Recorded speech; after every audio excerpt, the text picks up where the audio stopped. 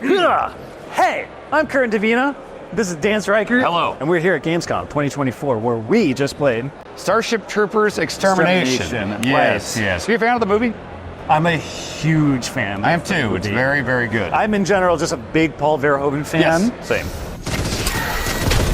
With this demo here, they kind of brought us into this solo mode where it's like, okay, here's this chapter where we're going to teach you all the different gameplay modes and multiplayer modes in a place where you don't have to worry about people yelling at you or being online. If I had one wish about this particular Gamescom demo, it's that, we had limited time. I played a few missions. Part of it's my fault because I died a bunch in the first one.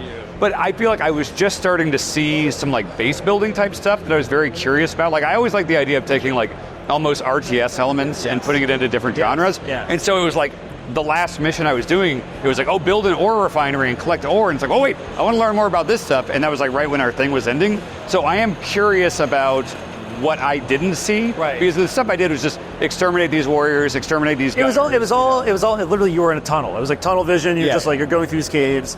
We're shooting bugs. Very small elements of resources, collecting resources to go bring them somewhere else. Yeah. But the thing is, this game is in early access, so I've played a little bit of it, and I have seen the full force. You have to manage your resources, you have to mine for them, then you have to use those resources to build walls and bases and ramps and all these complicated things that feed into the idea of working with 16 or 15 other players. And I don't feel as somebody who has played it and you who haven't, I don't know if this solo thing really did justice to what the scope of that game feels like. But I will say, the point of the solo thing is to is to really cushion people into tutorial. Yes, yeah. And then they're tutorializing into a narrative, right? So, but I also agree with you where it's as somebody who's played it, this is a very linear, very tried and true. You're going down a corridor. And it's bots that may or may not revive you, that type of stuff. Which, that was my problem, yeah. So you played more of the actual multiplayer. Yeah. So as someone who has played a decent amount of Helldivers, you're used to a certain amount of you can drop in, and a mission could be anywhere between 10 minutes and maybe 20, a little longer. How the missions we did here in this chapter mode, the couple I did were pretty quick. Do you find that? 5-10 minutes. So do you feel this is on the whole a multiplayer round of this is shorter than Helldivers? I mean it's a different loop in the way that it really depends on your ability as a team to work together to build a base. The one thing it's inevitable that we're going to be talking about Helldivers, but the one core feature that I think this game is doing really cool is the fact that the bugs, they take up space. Their bodies will topple on top of each other. You yourself have to jump and climb over the bodies as you're climbing over it, and we got to see a little bit of that in the solo play where it's narrow corridors, you're shooting all these bugs, and you have to physically jump and move over it. Yeah, I think we're so accustomed to in games with big enemies, once they're dead, you can either go through them or their bodies just fly off the second brush against them. So yeah, I had to mantle over one. I didn't expect that. But how did you feel about the crowd control? Of actually dealing with the bugs around you. I was getting frustrated with that first one where I was okay, this is the first tutorial mission, and at the end, he said it's on a little higher difficulty than usual, the setting they had here, because I was just getting super swarmed by these big, warrior bugs. But it didn't feel constructive, if that's the right word. Yeah, it just felt like you were getting mobbed. It wasn't I wasn't blaming myself for the death so much. I was just okay, I got thrown into a situation where I died immediately, and even though this is kind of a tutorial thing, I didn't see any prompts that taught me about that electric field thing. There's an item that you can hit Q or something, and it drops down a thing that creates a perimeter of electricity around you. And the first time I realized that, I was oh, okay. I had plenty of time to run around and crowd control and stuff like that. But for a tutorial mission, I'm surprised there wasn't more tooltip type stuff hey, you've got this heal beacon, hey, you've got this electric field. But once you learn it once, it's okay, I just think that could be surfaced a little better, I mean, the whole approach that I do appreciate that they're doing is it's a one-time, you buy the game once, and then they have a 5-year plan, that's what they said, for chapters that are coming out. But basically how they're doing is they're going to have a series of these solo campaigns, I guess, that are meant to be constantly building you towards going online and not immediately feeling you're completely out of place.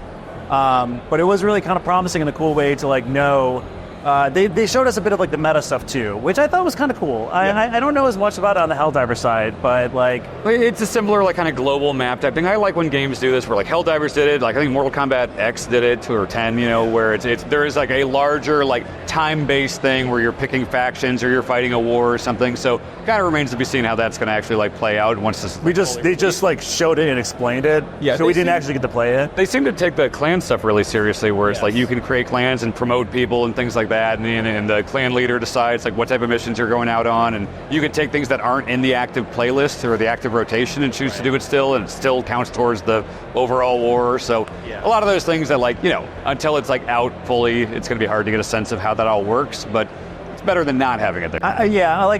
It's one of those things where like, I just don't know if this. I think you said it when we were chatting about like it's just a hard sell at surface. Like I don't really know if you got the full scope of what it is. I don't even know if I really do. I understand like the ideas of what they're doing, but it feels like it's going to take a dedicated group of players to like really get into it and like really communicate the base building and all that jazz. And you also said like it could potentially be like more of a of a chat hangout game. Well, yeah, because like Helldivers is so intense, and I feel like there's a lot of strategy involved with it, where it's like, you know, we'd be chatting if we were playing online, and they're like, wait, hang on, we got to talk about this. Where this, at least the missions I played, felt a little more just like, oh, we can kind of mindlessly, in a good way, shoot things. But then again, if there's more base building and stuff going on later, there might be more coordination required.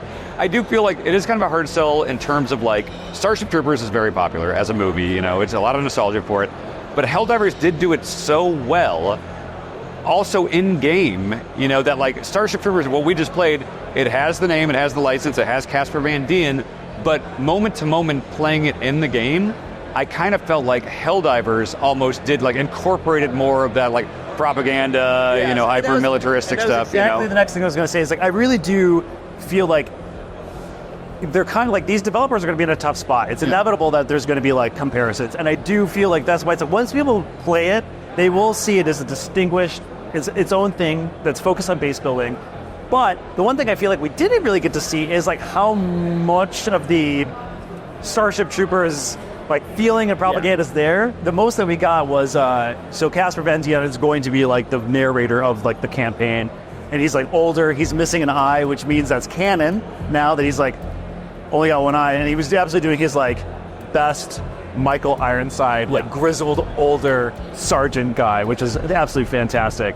But yeah, that's the other part of it too, right? Is like I want to see how they're going to handle, like I'm like in a good way. I'm not like skeptical of just that propaganda bit, like the tongue-in-cheek bit of it. Yeah. Yeah. What we've seen so far though is like, you know, like as you're loading into a mission, you'll see kind of the freeze frames of Rico, and he has VO. But like when you think about Helldivers, even when you go back to the ship, when you're like doing the loadout stuff, like you got the commercials, it's like all over the place. You've got salute, you know, quick, you know, it's incorporated into the larger game. More, granted, I only played like 30, 40 minutes of this here, so there could be more of it, but it felt a little more incorporated than Helldivers, even though Starship Troopers has the actual license, you know? Yeah, I don't know. That's it. I mean, we'll have to find out more. The game's coming out actually October 9th. 50 bucks? Yeah, it's 40. Yeah, 50. Yeah, 50 bucks. Yeah. So with Chapter 1, Chapter 2 is already done, and then a Chapter 3 is being developed and is going to be rolling out over time. They were very adamant that it was like, you pay for the game and you're done. Like you're good. No battle pass. I think they said there were like vanity items. There's vanity stuff like that, but like the content itself. Yeah, there's not like DLC pack purchases, no battle pass, things like that. They plan. As they said, their plan is to support it as long as they can. So that's it. This is Gamescom. This is Dan. I'm Kurt. Nuke 'em, Rico.